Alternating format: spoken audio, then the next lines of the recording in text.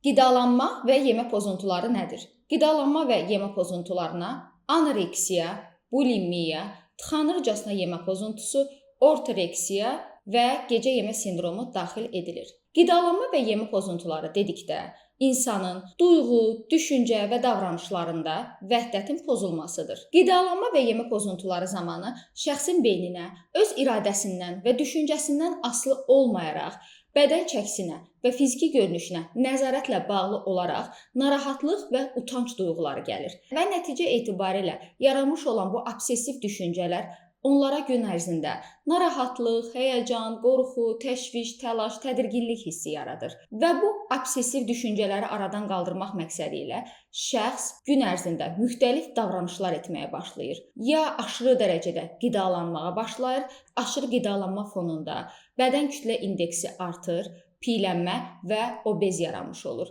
Və yaxud da ki, ümumiyyətlə qidadan imtina edir, yeməməyə başlayır və yaxud da ki, özünü qusturmağa başlayır, bədən kütlə indeksi azalır, çəkisi azalır, sürətli arıqlamağa başlayır, kaheksiya və anoreksiya formalaşmış olur.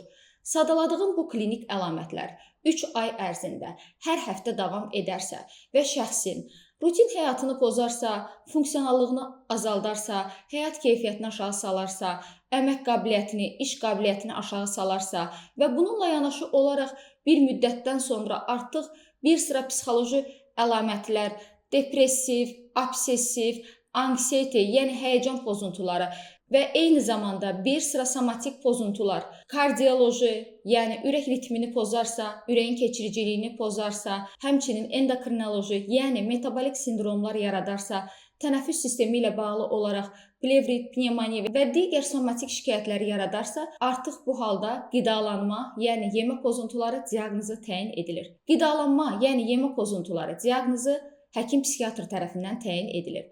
Xəstəliklərin beynəlxalq təsnifatı və DSM üzrə sırf psixiatrik bir pozuntudur, psixiatrik bir xəstəlikdir. Daha detallı desəm, nevrotik xəstəliklər qrupuna daxil edilir və müalicəsi həkim-psixiatr tərəfindən tətbiq edilir. Anoreksiya nədir? Anoreksiya zamanı şəxs güzgü qarşısında dayanaraq özünün bədən quruluşunu təhrif olunmuş formada qavramağa başlayır. Bədən çəkisinin 50-60 kilo olduğu təqdirdə 100-150 kilo görməyə başlayır və qidadan imtina etməyə başlayır. Az qidalanmağa başlayır. Bir müddətdən sonra ümumiyyətlə yeməməyə başlayır. Uzun müddət qidalanmama fonunda yeməyi ağzına alarkən yeməyin dadı tamı belə ağzında əvvəlki kimi dadmır. Yemək ağzında böyüməyə başlayır və bəzi hallarda isə əlini ağzına doğru apararaq özünü qusturmağa çalışır. Nəticə etibarilə əllərinin üzərində dişləm izləri qalır və yaxud da ki, əllərini boğazına keçirdiyi üçün boğaz nahiyədə yırtılmalar, sıyrıntılar müşahidə edilir və uzun müddətli öyümə fonunda bəzən qanamalar müşahidə edilməyə başlayır. Bəzi hallarda şəxs müxtəlif dərman preparatlarından istifadə edərək özünü qusturmağa çalışır. Həmin bu dərman preparatlarına qarın işlədici, yəni ishal gətirici və diuretiklər, yəni sidik qovucular daxil edilir. Şəxs dayanmadan idman etməyə başlayır, qidalanmadan idman etməyə başlayır. Hətta oturduğu yerdə belə əl-qol hərəkətləri ilə idman fəaliyyəti göstərməyə başlayır. Uzun müddətli qidalanmama fonunda şəxsin bədən kütlə indeksi aşağı düşür, çəkisi azalır. Bir müddətdən sonra kaheksiya, anoreksiya formalaşır. Nəticədə şəxsin sümükləri dəri üzərindən çıxmağa başlayır. Almacıq sümükləri, alın sümüyü, körpücük sümüyü və digər nahiyələrdə sümüklər görünməyə başlayır. Şəxsin saçı tökülür, dırnağı qırılır, dərisi quruyur, rəngi avazıyır, vahiməli bir baxış alır. Lakin şəxs bu halından məmnun olur. Uzun müddətli qidalanmama fonunda həmçinin şəxsdə maddələr mübadiləsi pozulur, katabolizm sürətlənir. Yəni qidalanmama fonunda parçalama prosesləri sürətlənir. Anabolik proseslər isə zəifləmiş olur. Yəni anabolik proseslər dedikdə qidalanmama fonunda yenidən hər hansısa bir maddələrin toplanması mümkün olmur və nəticə etibarilə orqanizmdə elektrolit balansı pozulur. Zülal, yağ, karbohidrat defisiti yaranmış olur. Uzun müddət dərinləşmiş olan qidalanma pozuntusu ac qalma fonunda hətta beyində atrofiya formalaşmağa başlayır. Sinir hüceyrələri, neyronlar məhv olmağa başlayır. şəxs diqqətinin davam etdirilməsində, diqqətinin sürdürülməsində çətinlik çəkir. Diqqətini bir yerə cəmləməkdə, diqqətini bir yerə toplamaqda çətinlik çəkir. Diqqət defisiti, diqqət dağınıqlığı, diqqət çatışmazlığı formalaşmağa başlayır. Şəxsdə anlama, qavrama, yadda saxlama problemləri yaranmış olur. Əgər məktəblidirsə, dərsdə akademik bacarıqları aşağı düşür. İşləyən insandırsa, iş perspektivaları aşağı düşmüş olur. Düşüncəsi zəifləyir, yavaş düşünməyə başlayır. Qərar vermədə çətinlik çəkir, unutqanlıq yaranmağa başlayır. Həmçinin bu zaman şəxsdə nitq pozuntusu yaranmağa başlayır. Nitqi ləngiyir, bəzən kəkəliyir. Ağır hallarda isə nitq tamamilə dayana bilər. Son mərhələdə isə şəxs artıq nitq qabiliyyətini tamamilə itirmiş olar. Ağırlaşmış mərhələlərdə somatik şikayətlərlə özünü göstərir. Bu zaman şəxsin ürək-qan damar sistemində patologiya yaranır. Ürək ritmi, ürək keçiriciliyi pozulur. Arterial təzyiq aşağı düşür. Tənəffüs sistemi problemləri yaranmağa başlayır. Ağırlaşmış mərhələlərdə şəxsdə plevrit, pnevmoniya, eyni zamanda gündəlik olaraq maye qəbul etməməsi fonunda bədəndə toksik maddələrin toplanması, intoksikasiyanın baş verməsi, böyrək çatışmazlıqları formalaşmış olur. Bu şəxsləri biz psixiatrlar bəzən reanimasyon şəraitdə, ağır vəziyyətdə müşahidə edə bilirik. Bu zaman şəxsin ölümünün səbəbi ürək-qan damar sistemində olan ürəyin qəfləti dayanması və tənəffüs çatışmazlığı olur. Həmçinin ağırlaşmış mərhələlərdə bu şəxslərdə paranoyalar, yəni sayıqlama ideyaları, şübhələr yaranmağa başlayır.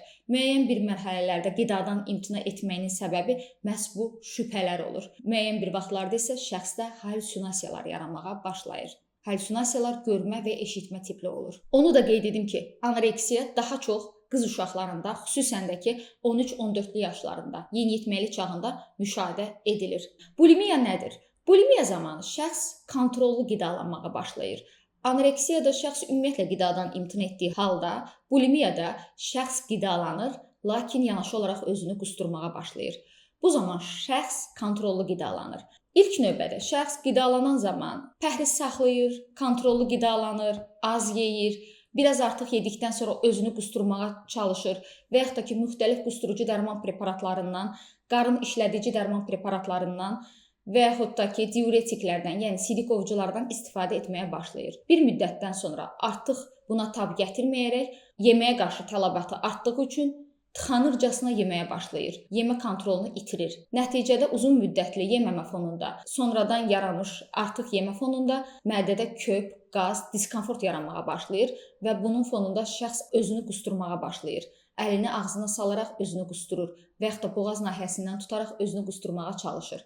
Və beləliklə qüsurlu dövran yaranmış olur. Bulimiya ən çox orta yaşlı qadınlarda müşahidə edilir. Tıxanırcasına yemə pozuntusu nədir? Tıxanırcasına yemə pozuntusu bulimiyadan fərqli olaraq şəxs oturur, tək yeyir, tıxanırcasına yeyir, yedikdən sonra özündə günahkarlıq hissi duyur, narahatlıq hissi keçirir və nəticə etibarilə şəxs bulimiyadan fərqli olaraq yedikdən sonra özünü qustura bilmir.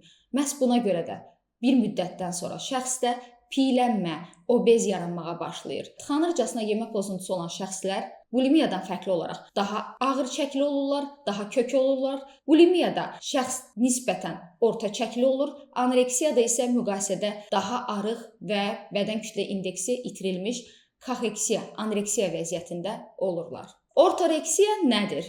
Ortoreksiya zamanı qidalanma və yemə pozuntularının səbəbi şəxsin beyninə gələn obsessiv düşüncələrinin onun fiziki görünüşü və bədən kütləsi ilə əlaqəli deyil, qidanın kalorisi və keyfiyyəti ilə əlaqədardır. Şəxs qidalanarkən qidasını öncədən qram-qram ölçər, neçə ədəd yediyini hesablayar. 2 dilim pendir yedim, 2 ədəd badam yedim deyə qidasını ölçməyə başlayar. Tez-tez tərəziyə çıxar. Tərəziyə çıxmaq səbəbi isə bədən kütlə indeksini azaltmaq deyil, sadəcə olaraq öz bədən kütləsini eyni çəkidə saxlamaqdır.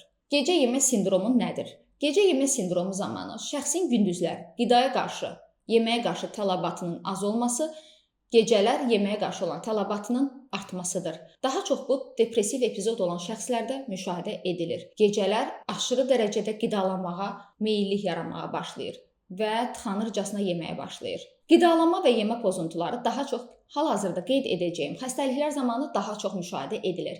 Bunlar daha çox şəxsdə yeniyetməlik çağından yaranmış həyəcan təşviş pozuntusu, anksiyete, depressiv epizod, xüsusən də ki, məktəb yaşı uşaqlarda və yaxud da universitetdə oxuyarkən qız uşaqlarına sən çox köksən və ya sən çox arıqsan deyə kənardan deyilmiş sözlər fonunda yaranmış olan travmatik hallar, eyni zamanda sosial fobiyalar, yəni şəxs cəmiyyət qarşısında çıxış edəcəyindən, xarici görünüşündən, öz səsindən utanaraq özündə bədən kütləsinə və fiziki görünüşü ilə bağlı olaraq dəyişikliklər etmək düşüncəsinin yaranması, eyni zamanda obsessiv kompulsiv pozuntular, mükəmməliyyətçi tip şəxslərdə şəxsiyyət pozuntusunda və alkoqol və narkotik maddələrin istifadə fonunda yarana bilər. Qidalanma və yemə pozuntularının müalicəsində birinci psixoterapiya, ikinci farmakoterapiya, yəni dərman müalicəsi tətbiq edilir. Sizin psixiatr həkiminiz Doktor Aytən Namazova.